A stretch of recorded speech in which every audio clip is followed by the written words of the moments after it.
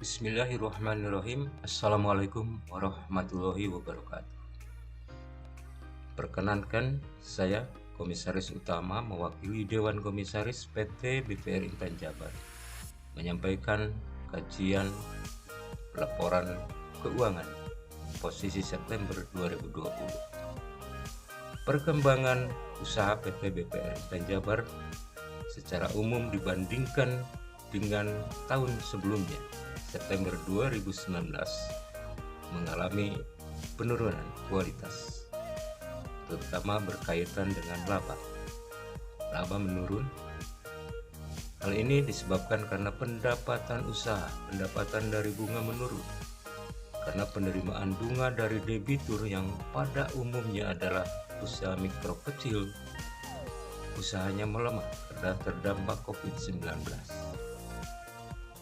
Juga dibarengi dengan naiknya atau besarnya pembayaran bunga kepada pihak kedua, yaitu bank atau BPR lain, dan ditambah lagi dengan meningkatnya jumlah kredit bermasalah yang menimbulkan beban cadangan. Dilihat dari rencana bisnis bank setelah koreksi, pada umumnya tercapai termasuk laba. Namun beberapa pos tidak tercapai, diantaranya tabungan, deposito. Dilihat dari rasio keuangan, secara umum kesehatan Bank PT BPR Intan Jabar itu berada dalam kondisi sehat, di mana nilai KMA-nya 96 lebih. Itu masih di atas rata-rata atau di atas batas minimal rasio sehat, yaitu 81. Namun terdapat rasio yang sangat dominan bisa mempengaruhi rasio-rasio lain. Di antaranya adalah NPL, kredit bermasalah. Nah, ini meningkat kalau dilihat dari bulan ke bulan, dan ini berdampak kepada penurunan atau tidak tercapainya laba yang diharapkan. Bisa juga menimbulkan penurunan di rasio lain.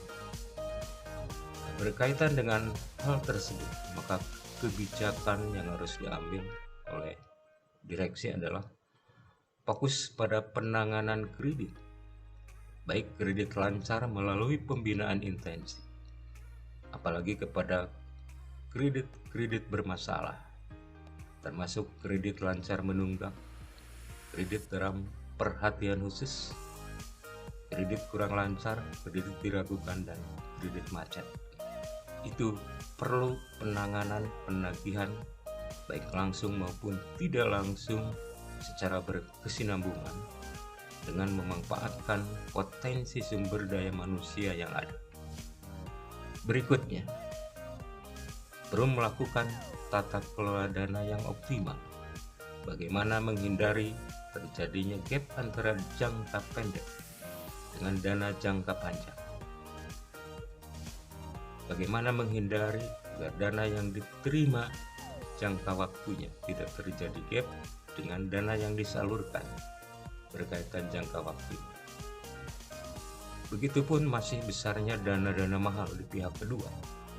Dari pihak kedua itu selangkah demi selangkah harus dikurangi dana dari pihak kedua dan diganti dengan dana-dana murah, diantaranya tabungan.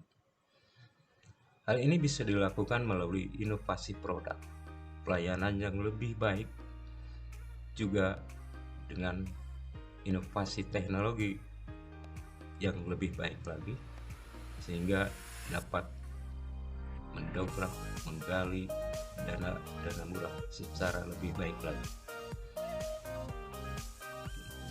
Dalam hal lain, penataan sumber daya manusia masih perlu dilakukan. Semoga dalam tahun 2020 ini akan lebih baik di akhir tahun, dan juga untuk tahun-tahun selanjutnya akan maju, tumbuh, dan berkembang. Akhirnya terima kasih kepada direksi yang telah bekerja keras untuk menjaga kelangsungan usaha PT BPR Intan Jabar. Juga terima kasih kepada para pemegang saham, baik pemerintah Provinsi Jawa Barat, pemerintah Kabupaten Garut, maupun PT Bank Pembangunan Daerah Jawa Barat dan Banten atas segala pembinaan dan bantuan-bantuan lainnya yang bermanfaat bagi PT BPR Intan Jabar. Demikian, Assalamualaikum warahmatullahi wabarakatuh.